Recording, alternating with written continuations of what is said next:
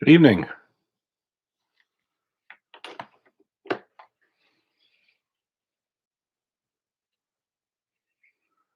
Great White North, eh? I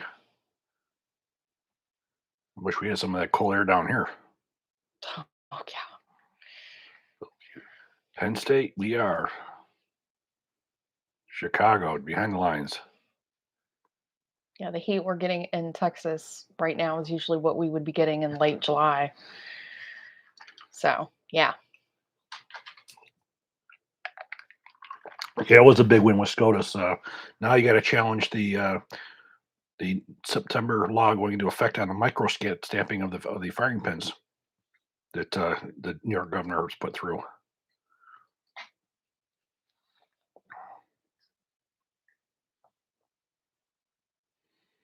Tucson, Arizona, they probably know what this weather's like. That's Theirs is drier. more dry, That's drier yeah. heat. Ours is that wet heat.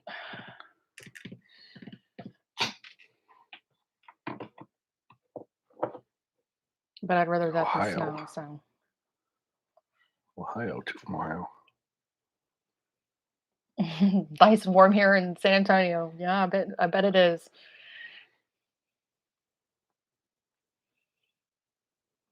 Ooh, Armando's in the hill country. I've been wanting to bring Chris there. I've been there myself. It's very nice. We've talked about doing that.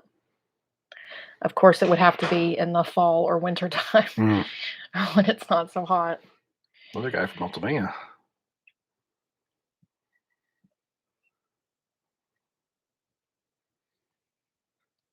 Yeah, there is lots to do, and he loves German stuff too. And so, they definitely have a lot of German flair there. Brownsfeld area. I like to hear you say the names of Texas. Brownsfeld. That's not like Fredericksburg and stuff. It's really nice. Yes, I'm glad y'all really like those interviews. They definitely have been a labor of love. We have one more that is just got finished. It's going to be a part 2 with Monty where he discusses a different. Chris, if you want to. Oh, I had a conversation with Monty on his experience with handguns as a SEAL. Yeah. And we go over all the U.S. military handguns and get his experience with them, what he liked, what he didn't like, and also the truth of what happens with SEALs with handguns as well. I think you guys are gonna really enjoy that. And he reveals the one that he prefers. So when he said that, I was like, "Ooh, you're gonna be roasted a little bit in the comment section," because he was like, "Oh, did I say the wrong thing?" It was like, you always say the wrong thing. I mean, like, if you said the other one, then those people would be on you for it. So, there's no right or wrong answer. It's what you prefer, and it's great to hear that perspective from, a Navy SEAL. Unfortunately, these interviews are sort of hard to get now. We were really fortunate the fact that we had NRA here when these people were here. So it's extremely hard to get anybody to come out here, especially as small as our channel is right now. But there is a couple of things that we are working on, hopefully. Yeah, we are looking at going to a suppressor company. So we'll see. Just trying to hit 100,000 right now. Okay, guys, we're gonna kick it into gear. If you have a question tonight, you can drop it into the chat line. I try to stay in order as best as possible, but as more and more people come in, I do tend to sometimes skip around. If you'd like to have a guaranteed response, or you just want to send a donation and some love to SAS, we appreciate it. You can do that by doing the super chat function, which is the $, and put your question, comment within your donation. Although Google does take 30% of your money that you donate, which is a fair bit amount. Our preferred method is DonorBox. That link is on smallarmsolutions.com, but I just plugged it into the chat line right now. And you can use that throughout the Q&A tonight. And it'll be the same way. You just put your question in the comment section, and I'll get an email, and I have my phone right here. And yeah, thanks for joining us. Hope you guys are getting ready for a good weekend. You're gonna have to put him down. Sorry, That affects the audio. Sorry, buddy. And now you pulled him up here one time, and he's gonna be like, "What are you doing?" That is Levi. Our assault terrier. He is gonna be 10 soon. He's a little bit of an old man. In fact, his collar, we had to take it off today because we were filming. Yeah, I did too. We shot film too today. And I swear, when we start filming, he starts shaking his collar, like trying to get attention.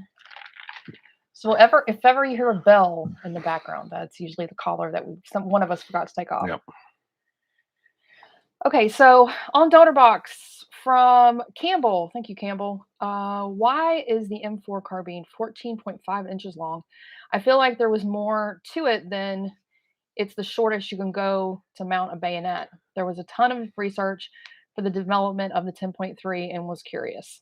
Well, again, primarily, that was the primary reason was the bayonet. But the other part that came into it was they came up with a threshold for sound, which was the shortest you could go that wouldn't be completely damaging to your hearing. Obviously, you go down to an 11-inch barrel or 10.3-inch barrel, your muzzle blast is a lot louder. So they figured that the 14.5-inch was as low as you could go without it being so detrimental on your hearing, whether that holds any weight or not. But those were the two reasons. But the main one has always been the bayonet. Is the internal piston or DI perfect all the way till you try to suppress it? I feel like that is the only grounds to take an external piston. I love the weight savings and smoothness of an internal piston AR. The only negative aspect to it is you do get some more gas back in your face for as far as its functioning is concerned. It's not a problem. You use the proper buffer in it. You have it properly gassed. It's not a problem. Sometimes you may need to wear some safety glasses or something like that because of the gas, but it's not really that much of a difference. Now, again, with an external piston, you do get less. There's no question because your gas is up front. But for as far as mechanics is concerned, it works just as fine as the external.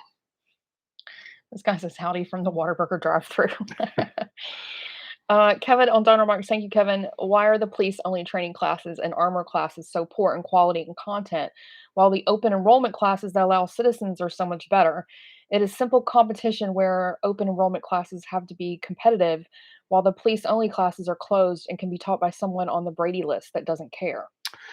Well, it's very interesting that you say that. When you have a manufacturer who's giving the class, it is manufacturer specific. They are only going to talk about their guns. Where when you have where you're doing more of a civilian type one, you are talking about many different kinds of guns. Also, for the police, if a problem really gets complex, they're going to be sending the guns back to the factory for warranty work. Where a civilian is probably more apt to try to repair those things on their own. They're more apt to have the tools. And also, you're probably going to be paying a lot more than the agency is as well. So you're going to expect more for your money.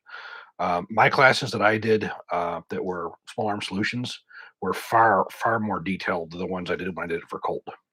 Because again, Colt we did specifically on our weapons, and there were certain things that we just preferred that to be sent into the factory for rather than us, uh, train you. For instance, the factory schools, we stopped teaching disassembly of the A2 backups, A2 rear sight years ago because it was something that nobody ever really used. Well, my class, I teach it. I taught the A1 backups, A1 rear sight.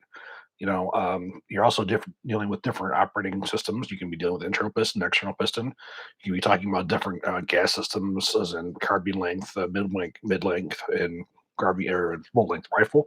There's a lot more information you can cover when you're doing it that way. William says he wants to watch, but the Stanley Cup Game 5 has him pulled away. William, you need to pick your priorities. It's either SAS or Game 5. And I say SAS. But he said, thanks for the heads up on the price increase. He motivated me to get my order placed. I'm going to put a video out tomorrow that's very short and sweet. That's going to just basically let you guys know that I've had to, or I'm going to be increasing the price of America's Rifle or Black Rifle 2. Our printer had a quote for us in, and then I was not aware after a signed quote that they could change the quote. Unfortunately, there is a massive paper shortage, and I am assured they actually moved somebody else's order in order to put ours ahead. So I do appreciate that, so that our books are going to come in August. But um, because there's only enough paper for this year for their printing, with no other orders being placed for this year. So it's kind of a crazy, weird time. I've listened to all these interviews and all these people talk about, the shortages and the price increases with aluminum and steel. And I never thought that it could translate to, the book printing.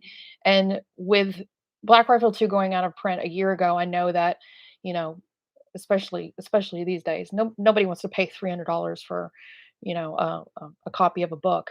And so I wanted to keep it as affordable as possible and as close to the original price that it was listed for, years and years. Um, it's not going to be a ginormous increase, but just to absorb a little bit of what we've already are being hit with, because it's a lot. Um, so I'm basically giving you warning if you'd like to get your order in now to reserve the current rate. I would do that because I'm looking at increasing it next week.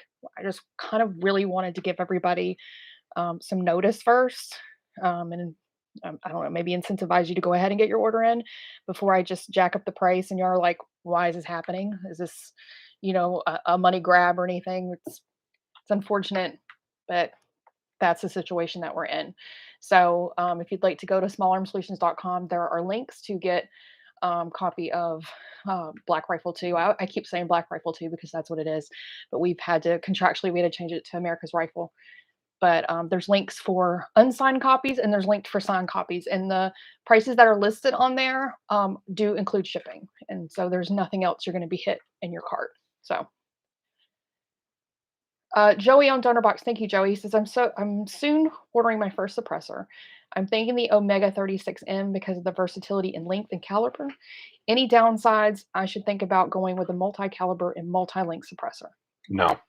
Um, I'm actually starting to get in some more suppressors now to take a look at, and the multi-caliber ones that I use regularly now is my Silencer Co. and the GSL. I just got a multi-caliber Sig one as well. I absolutely think there's no problem at all going with the multi. Um, if you have both calibers, for me, I couldn't justify buying a 5.56 can right now, considering I have all these multis that work just as well. Now, I'm sure you're going to have a little bit of a difference. You probably won't notice it because, again, you do have a larger bore, obviously, um, with a 308 when you're putting a 224 diameter projectile through it. But I really don't think it makes that much of a difference.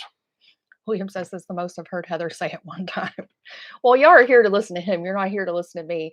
But unfortunately, when it comes to this stuff, I have to communicate it because She deals today with that. today trying to get Chris to make that video that was only like 2.5 minutes long, and he was like, "You're gonna have to feed me line for line," because he's just that's not his thing. If he was explaining the gun that was in the book, he'd be fine.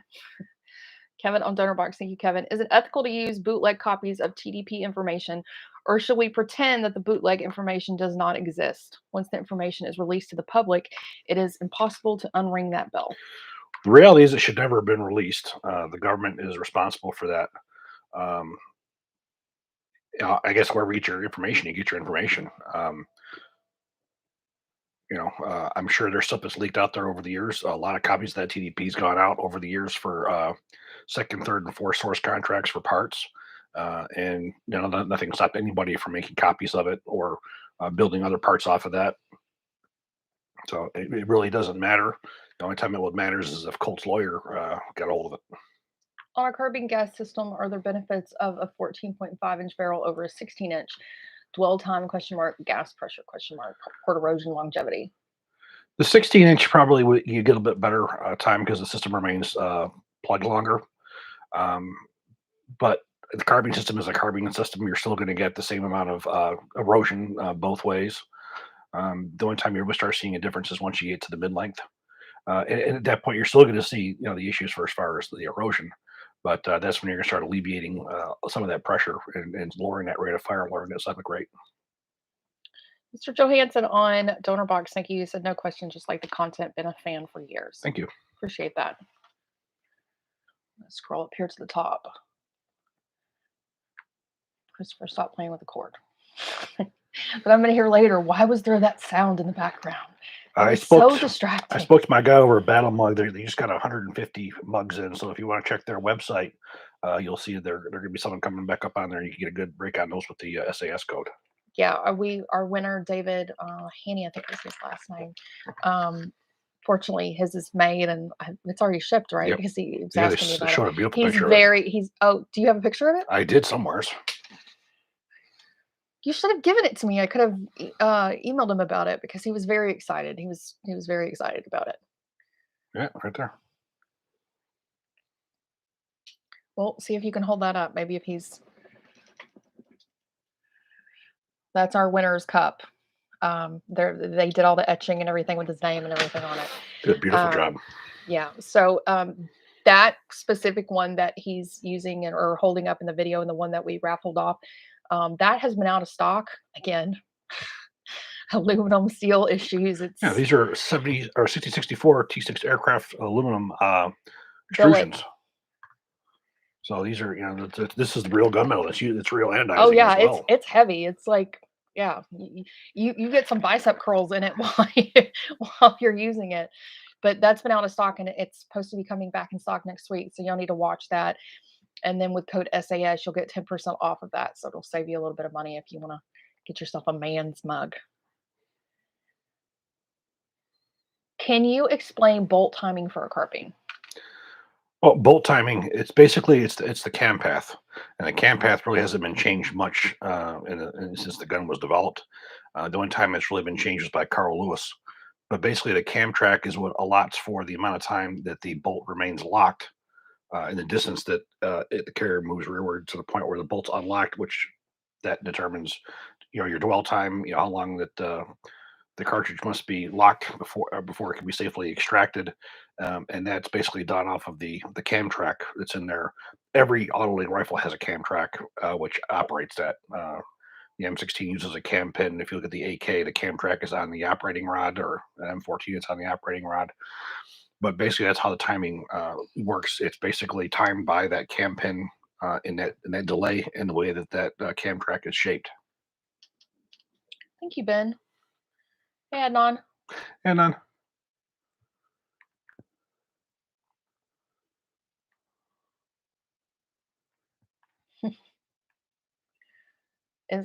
Jim, I thought the same thing. He said, I can just imagine being around a fire pit with all those guys telling stories. I really thought the same thing because they definitely had some interesting stuff, even, from my side of things. I'm not, horribly into guns, but their stories and how they started in the industry was pretty cool. well, again, Monty and Carl and I, we've been friends for a lot of years. I mean, Carl almost 20 years. Monty probably at least, I say at least 8 to 10 years. So we've known each other for a long time.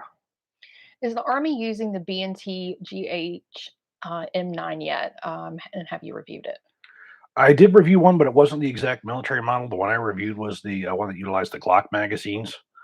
And what can I say? I wasn't impressed with it. Perhaps with the standard magazines, it works very well. But I had 5 or 6 different Glock magazines, Glock OEM magazines, and the thing never remained back on the last shot. Um, it was a nice enough gun, but for as far as the cost is concerned, I would much rather have my MPX or even my CZ Scorpion over that. Have you considered doing a video in your crime series about the investigations into the M16 failures in Vietnam? That's not really a video that would fit the crime series. We already just did that because, for the most part. well, that's what I was Yeah. going to get to. The crime series is more about guns that were involved in, that are prevalent in society for crimes, or that were involved in maybe famous or infamous crimes. But our M16 in Vietnam video really goes through those failures. So if Yeah. you're interested in that, definitely check that out. That was probably our first major video.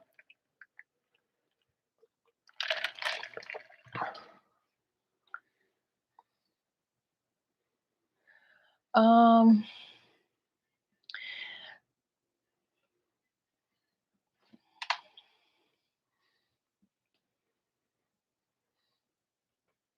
Thoughts on the relatively new rise in DI bufferless ARs such as the FM15 and Descent? Very interesting. In fact, I have one of the FM15s behind me. That video will be filming that one next week. Yeah, it's a different way of doing things. Absolutely, it's basically using a similar type as the AR 180. Um, it's the system. I don't believe is as good as the one that uses the buffer system. It's just not because you're using much shorter springs. The springs have to be changed out, um, relatively quickly. I'd say within a couple thousand rounds, 3,000 rounds, you want to replace those springs. The FM15 is really good because it uses two embedded springs, so that certainly does help it. But if you want a gun that has a side folding stock that you can fire, buy one that was designed to do that. I'm a pretty good handgun shooter, and I noticed that there are some Glocks that have terrible accuracy. Instead of 1 inch groups at 10 yards, the pistols are shooting 8 to 14-inch groups at 10 yards. Glock blames the shooter for all problems, denying the facts. Maybe that denial works for people that cannot shoot accurately.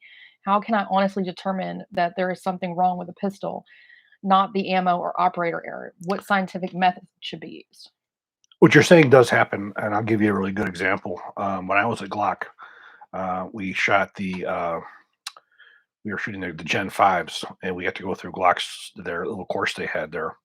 And I got a very low score, and it made absolutely no sense to me because I shoot thousands of rounds a month, and I'm by no means an expert shot, but I'm a pretty good shot with a pistol. And my shots groups were all over the place with it. And when I got back, to Texas, and they sent me another pistol, a new one to review, I was blowing the center out of the targets with it. So there are certainly Glock pistols that do have issues, whether that could be in the barrel crown or whether that could be an issue with the alignments of the slide, or whether it's an issue with the way that it unlocks. There's definitely areas there that can be a problem. The best way that you can do it, unfortunately, you have to have access to like a ransom rest, where you take out all human error and then see what it does. That's probably the only way you can really do it scientifically.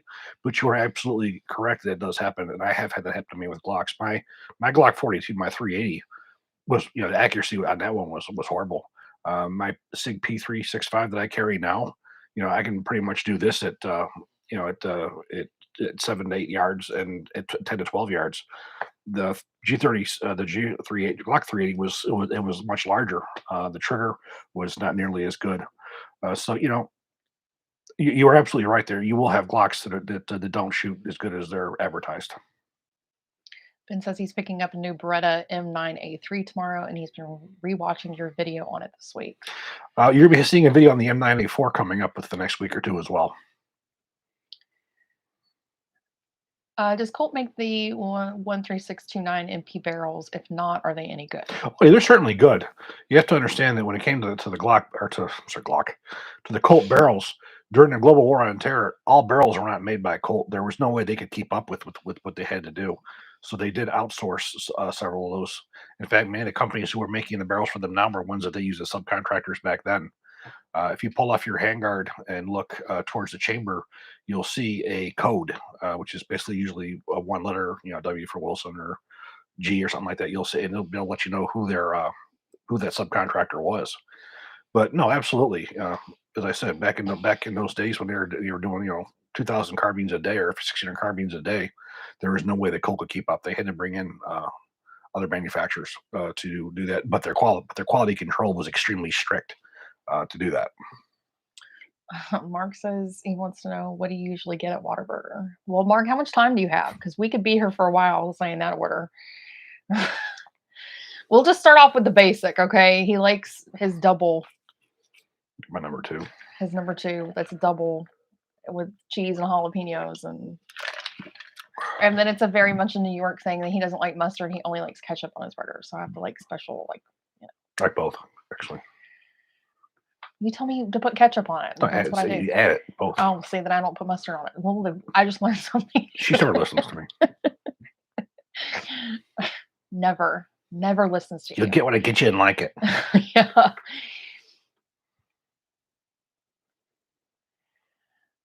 Any thoughts about picking up an LE trading Colt AR? Are they worth the asking?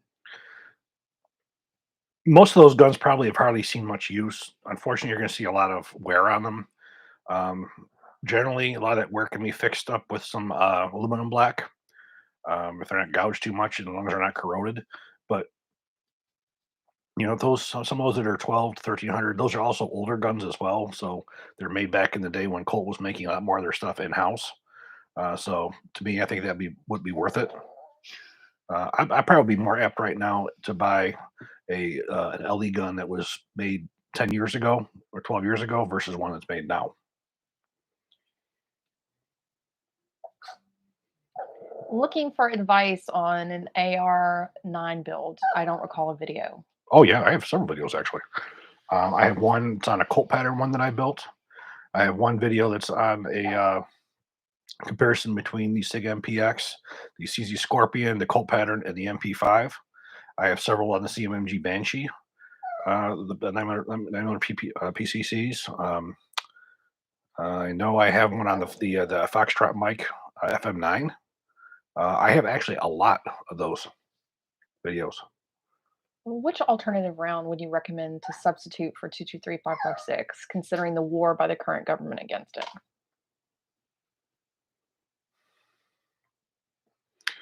Wow, that's interesting. In that platform, if I can't have 223, probably 6.8.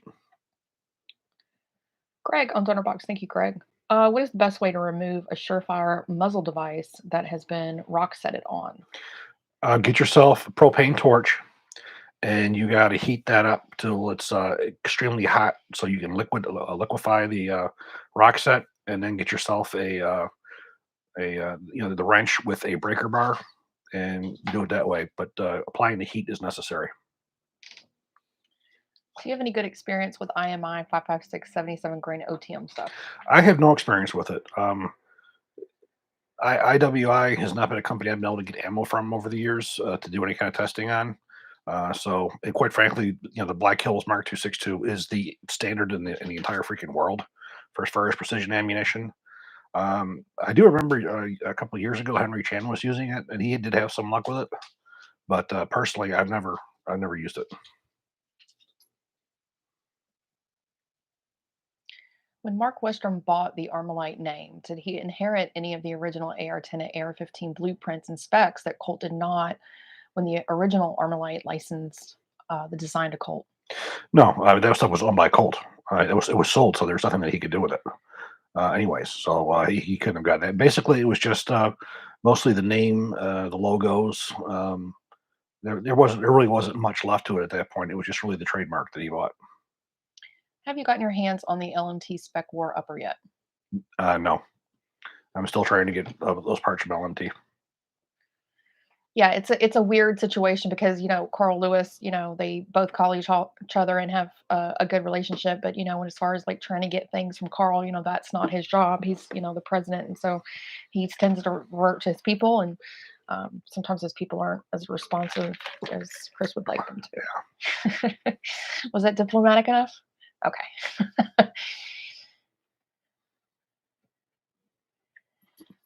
Did the Marine Corps get it right to prioritize speed and weight by sticking with their IAR and 5.56 load out over the Army's new NGSW's heavier bullet? Is M855A1 better than 277 Fury for an infantry? Well, the Marine Corps will end up going with that rifle as well. Yeah, if the actual M5 actually is issued, that will be replacing all M16 platform guns, including the IAR. So yeah, if this actually does go through, it's going to be industry or military wide, not just the Army, because that's the whole point in standardization and replacing something is. Marine Corps have always went their own way. Again, with them going with the M27, they introduced a whole new weapons platform with parts that were not interchangeable. Um, One that doesn't work as well with the M855A1 because the gun is already severely overgassed to begin with. Um, I'm not as much. I'm not a fan of the M27 as a project, is what it was supposed to do, let alone what they actually chose because they chose the wrong gun. The actual testing had shown that the Colt IAR was a much better gun with its ability to use a heat sink, which gave you a much longer life to that barrel, even for destruction testing, than the HK had. The HK it's a somewhat of a heavy barrel, but it has no kind of a heat sink on it whatsoever. So the actual purpose of this program was to have a light support weapon for sustained fire, and it does not do that as good as the Colt one did. There's no question about that. But again, not always the best guns win. Sometimes it is politics that get involved. Do you have any input on the LMT suppressors? I just got it and fired one for the first time. Um, we had it out last week on Monday, and I do like it because it sort of bridges a gap between the OSS and a standard. You do get far less gas blowback with it. I did not have much of an increase in cycle rate, and the sound was very good. So we only put maybe 100 rounds through it with that can on it. But my initial impressions are I like it a lot with the 18-inch barrel that I put it on. My ejection pattern was still around 4 or 5 o'clock, and it didn't really affect the rate much at all, and I wasn't getting that much in my face. So LMT Advanced Technologies is certainly an awesome suppressor. And the other thing that was really nice about it was they had removable mounting systems on the back. They have a mounting system which allowed me to install my ASR mount from Silencer Co. So all my barrels that already had ASR mounts on them, I could now use my LMT Advanced Technology suppressor on as well. That was an awesome thing that they did.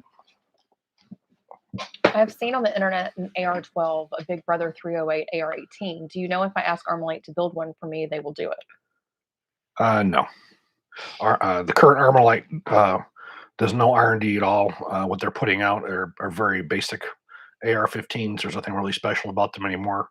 When SAC or Strategic Armament Company bought out Armalite, they basically cut Mark's offerings and he probably cut it by at least half, if not more. And basically, all they have now are two models with different lipstick and rouge on them, different handguards and different stocks. There's nothing new coming out of them. Kevin on Donor thank you. What is the preferred method to determine whether or not the AR ejector spring used as an ejector spring in the bolt is up to spec or not? The TDP has the spring specs and the bolt and ejector specs. The MMC and LMC tolerance conditions are a combination of those parts in the assembly. I know what meteorology can check for. I don't know how people can run the checks in the field for an accurate diagnosis. Well, the way I'm going to tell you that we did it is not what you would call scientific at all. You basically pull the bolt up, put a cartridge case, and you start fingering it back and forth like so. If it is really, really easy to go, it's time to get rid of it. If there's some stress to it, it's good. Um, Also, the weaker the ejector spring is, the more forward it's going to throw your cartridge case as well. Quite frankly, after about 6,000 rounds, I'd be replacing that anyways. That's a part that's a spring that I generally will replace every 6,000 rounds or so, and I generally get better ones like the ones that are coming out of Spring Co, which are stronger ones than what even Colt puts out. Someone was asking, and I can't find it anymore, but somebody was asking if you'll ever get a chance to, if you think you'll ever get a chance to interview Mark Westrom. He will absolutely, but the problem is getting to him. He did not make it here for NRA. He does have some relatives out here in his Houston way here. I'm hoping that at some point I can get him out here, and of course, if he's out here, he's already said he'd be happy to. So I do expect that it will happen at some point, but I can't tell you when. I think it's just also to us getting to a place where the channel is sustainable, where we can afford to like make these trips to do these interviews. Because these interviews are really great. They don't. You can't really make any money on Yeah. YouTube and ad revenue, and you can't make any money on YouTube and commissions. And with the way the economy is and everything, we're basically just making it. There's a lot of stuff that's it's literally cost prohibitive at this stage of the game for us to be able to go do.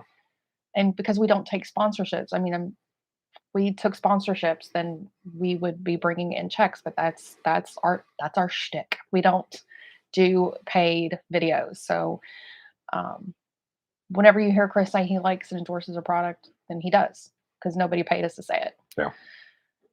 I mean, I may never get a new handbag again because of it, but it is. Maybe at some point, I have a LWRC IC A5. Is there any major difference between their piston system and H&K or LMT?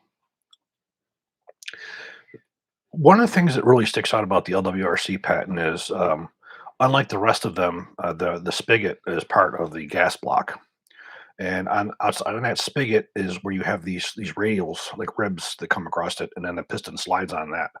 Part of what that patent was the self-cleaning piston, which would mean those ribs on that spigot, as the piston goes back and forth, it scrapes the carbon off of the inside of that, and it's quote self-cleaning. So that's one of the really unique features of the LWRC system. Also, you do have an adjustable gas valve on there as well. So it's just funny. I was just texting my apprentice, who's basically on his way to LWRC right now, and we are going over some of the LWRC stuff. And this is one of the things that we were talking about was this piston and how that it works. And one of the things that we were discussing was the fact that you have a gas valve on there, so the gas port erosion on the LWRC is sort of irrelevant because it's actually getting its gas pressure from the hole in the gas valve, not the one from the gas port. So those two are really good combinations of those. The LWRC also utilizes a intermediate rod rather than a straight rod, and the intermediate rod, basically what that's doing is it's basically protecting from the thermal expansion, keeping the parts in line. Where when something heats up, it can shift, which can eventually cause an op rod to bend or whatnot. This doesn't happen with this because you have two surfaces that are round and it allows them to flex. So it's an excellent. The LWRCI probably is one of the best piston systems that's out there. It's also a little bit more expensive than a lot of the other ones as well. I can't tell you anything negative about the LWRC system. They done an excellent job getting rid of the bolt carrier. Getting rid of the bolt carrier tilt with having the ribs on the back of uh, the carrier. They've done an excellent job with all that. So you have an excellent rifle, and you have no reason to ever want to replace it with anything else. The HK system, I don't care for it because it's overgassed. LWRC system is not overgassed like the HK. Now you get into the LMT system. The LMT system is not overgassed. It uses the LMT does use gas rings on the piston, so it uses less. It does use a solid one piece operating rod with a valve. But overall, you should be very happy with what you have, and you have no reason to want to replace it. Colt on Donor Box. Thank you. He says, thank you for getting Black Rifle 2 back on the market. He's already pre-ordered his. Thank you Thank so you. much. Appreciate that. He says, what are you looking for? What are we looking at for the future of aluminum mags with OK dropping out of the industry later this year? I'm sure the tooling will get sold off, but could we rely on anyone to fill the gap? Well, there is. You do have some other companies.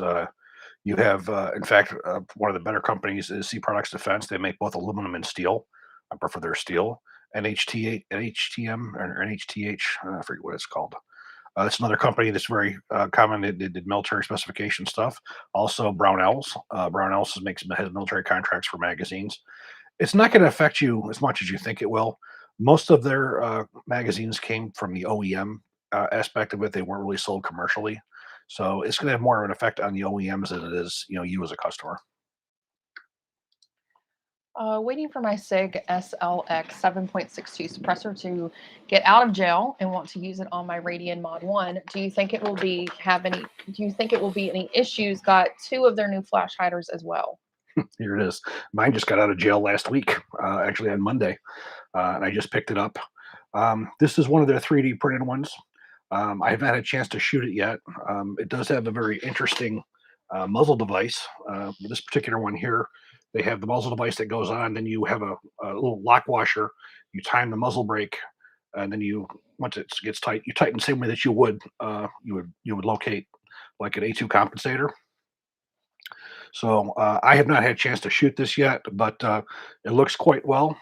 It is supposed to decrease some of the back pressure. Sting's done some very good thermal imaging with this suppressor. So I'm very anxious to shoot it myself. Hopefully, I will in the near future. Do you think it's a good idea to use spiral pins instead of C pins, aka roll pins, in an AR? Or do you know where to buy AR sized spiral pins? What are you talking about for? Let me know what you're trying. What are you trying to? Gregory, that's for you. Yeah, what are you trying to stake? Obviously, you don't want to use spiral pins on the front sight base. You want to use taper pins or straight pins. Everything else is basically spring pins. Okay, so while we're waiting for Gregory to expand upon that, um, Chris and Heather, thank you for the content. How does this channel interfere with your normal life? It is our life. That's literally was my exact response I was going to have. It really is. It's very hard when you work with your spouse. You work in the home that you live in, and it needs to be a business and a family home. Um, it floats into every aspect of everything. It's very hard for us to go out, even just the two of us, and sit and have a meal together and not talk about small arm solutions. Yeah. That's why, sometimes it can be difficult too out in the public when people know who Chris is and they think he's pretty awesome and they want to ask a lot of questions. And I think that that's when it gets to be the hardest, because if we're outside of the house, maybe with celebrating one of our children's accomplishments, or um, maybe both of us are just really tired and we've been filming all day and maybe we didn't stop editing until 3 o'clock in the morning, because that has happened many Yeah. times. Um, he doesn't even want to hear about a gun. And so that can be a lot. But it is our life. It's our life. And guns are not my passion No. where they are his, but this business and keeping it sustained and keeping it going and just continuing to make him the rock star that I know he is and direct him into the right direction and the business in the right direction. So, yeah, hopefully that wasn't too long winded. Gregory still hasn't gotten back, though. Yeah, get back to us on that. Okay, I'll check back again, Gregory. Let me roll back up here and pull something else.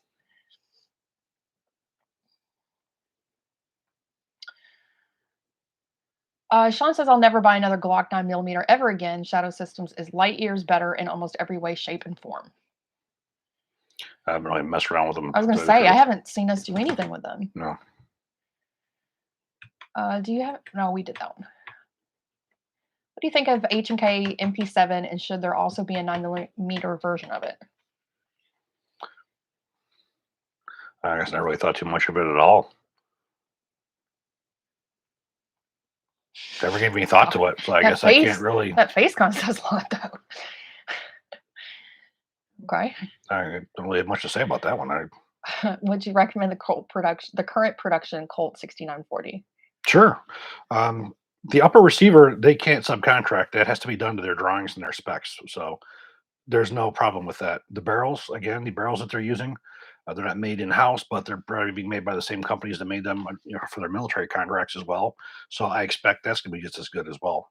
Um, I would have no problem buying any of those at the moment.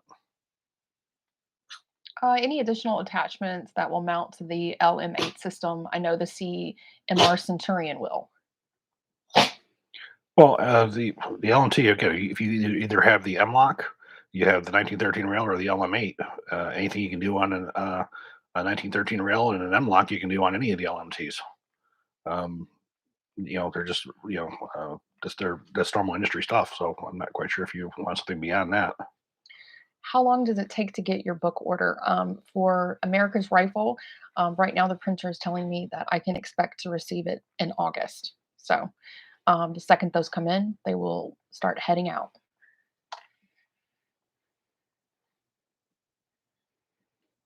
What do you think about the A5 buffer system for Carbine AR platform? For a carbine, I wouldn't waste my money on it. Again, if you wanted to use it for what it was designed for, it was designed for to put a carbine length stock on a 20-inch barrel. It's a neat system. It certainly doesn't have any negative aspects to it other than cost, but it's not something I think I would put my money on. I would stay with it. If you're using a carbine, use a standard carbine system. Do you have any insight on the Ops Incorporated versus Allen versus Otter suppressor, and which is best? Well, the Otter is what's produced now as a second source. From what I've been told, Allen Engineering is still making them, but they're so severely backlogged. And of course, Ops, that was the original one, and Ron Allen had a lot to do with that, manufacturing those back in those days. So obviously, there's a direct lineage between Ops Inc. and Allen Engineering, and of course, the other company is one who's come on to try to take out some of that market with that. Any news about the Honey Badger? No, I've not heard anything on that. Then again, I haven't really been listening for it, so not that I know of. I just built a base M4 clone. Do you know where the UID tags were added to the side of the receiver? They're always run on the right side of the magazine wall. Where can I get an AR-15A2 that is not a detached handle? Oh God, good luck right now.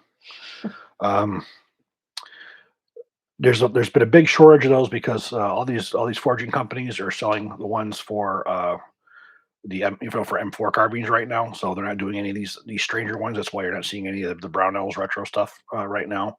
So until it slows up and the forging companies can start getting to make some of the more specialized ones, you're going to have a really hard time finding them. Gregory says, I thought mil-spec lower parts kit comes with C pins. I heard spiral pins are a lot tougher. You're using regular spring pins. That's what are used on these rifles for as far as like the bolt catch and for all that stuff. Those are all spring pins. For as far as spiral pins, we never used them. They were never necessary. There's always something that you can do that is better, but how do you justify it? How much better is it going to be? This is one of those areas where it's not worth spending the extra money. You're not going to get that much of a benefit. Do you prefer the 4 or 5 coil spring co extractor spring? 5. Yeah, absolutely. What are your thoughts on OK Surefire ending production of magazines by the end of the year? Well, Surefire really wasn't that big of a player because they just made the 60s and the hundreds. Okay, as I said, we just talked about this a little bit earlier. Who it's really going to affect is going to be OEMs, not so much the commercial market, because most of you guys were not able to buy OK Industries. They were never really widely available. When they came out with the Sure Feed, because those were commercial, those were available. But I think for the most part, it's going to affect more of the OEMs than it is commercial sales. What is a good choice for a 20-inch barrel for an AR build in 5.56? What twist and why?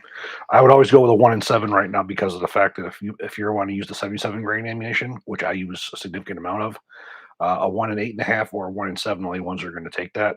So to be able to use all the current military ammunition that's out there, a 1 in 7 or a 1 in 8.5 or a 1 in 8 is the way to go. How does the LWRC piston system compare to the Caracal 816? The Caracal 816 is different. It's more of the SIG type, where everything comes out of the front as one assembly. Where again the LWRC uses the spigot as part of the front sight as the gas block as part of that. So it's a little bit different of a system. They're both short stroke, uh, but they just do it a little bit differently. Do you find the PWS long stroke piston design superior to the numerous short stroke piston designs? I can't say superior, but as good, absolutely. The recoil impulse on the primary weapon systems is gorgeous. I have one sitting right behind me here. It's the one right there. Of course, I can't show it. It I'm has gonna one get of you the a new laser pointer. OSS type suppressors on it, and Huxworks. Well, Huxworks isn't OSS. It is absolute pussycat to shoot with that. No gas comes back at you at all. Um, Good even cyclic rate. I'm actually very fond of the PWS system. What do you think is the best style of quick detach mounting for suppressors and why? I tend to like the QDs due to the fact that there are times when you want to use them and times when you don't. And the direct threads, if you take that off, you risk damaging the threads. As long as you have a good system and your muzzle device is rock set on there, I think the QDs are a much better way to do it than the direct thread for a military rifle. For pistols, on the other hand, it would be nicer to see something that locked on those because the way those suckers always come loose. I think you're probably better off also having some kind of a lock mechanism on a pistol as well. But I don't really know anybody who makes that unless you do a tri-lock, the tri-lug. Are you aware of the Jon Snow spinoff? The last season of Game of Thrones got me worried. I sent Chris actually Yeah, a copy of that article yesterday. Him and our oldest daughter, she's very into that as well. And yeah, I mean, it sounds exciting, but yeah, I guess we'll see what happens. yeah. I'm happy. I would be happy to have it back. I mean, that's for sure. It's kind of a lot of crap on TV these days. Was it common to have an M16 converted to a sniper rifle in Vietnam? Did it ever happen? Um, Back in those days, the primary thing that they put on those things was night vision. For the night vision or optics, there wasn't a lot of scopes put on them early on in the war because it stuff really came out later. The gun was originally designed as a iron sight, but you did eventually come out with some optics that were for them. But that was really not the purpose of it when it first came out. That really didn't come to fruition until the adoption of the 1913 rail because using optics on top of M16A1s and A2s, with as high as the optics were put up on top of that carrying handle, it was a very uncomfortable way to use those optics because your head is stuck up so high. Um, it didn't really come into its own really until the adoption of the 1913 rail. What do you think about 8.6 Blackout? It's very interesting. I was talking to Bob Faxon about that at NRA. I will be getting with him very soon over there and trying to get a hold of one of the guns and the ammunition. The rifling is what really freaked me out. It was like a 1 3 inch twist, something like that. It was just incredibly to stabilize that big ass heavy bullet. Um, Everything that I'm reading about is pretty damn impressive. Do you know a Centurion prefers CHF barrels?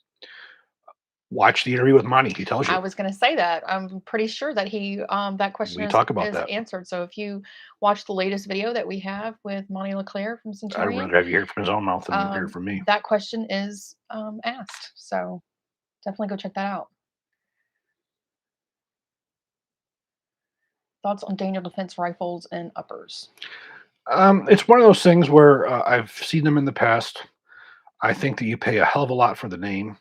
I think there's other ones out there that are just as good, if not better, in some ways. Um, I think that's another one of those boutique rifles that you pay a lot of money for, and you think you got the best. There's nothing wrong with them by no means. I just think that for as far as what the price is concerned, it doesn't justify anything to me. They have good cold hammer forged barrels. I do like their barrels, to say the least. But as far as everything else is concerned, I just don't. I don't get the price for what you're getting.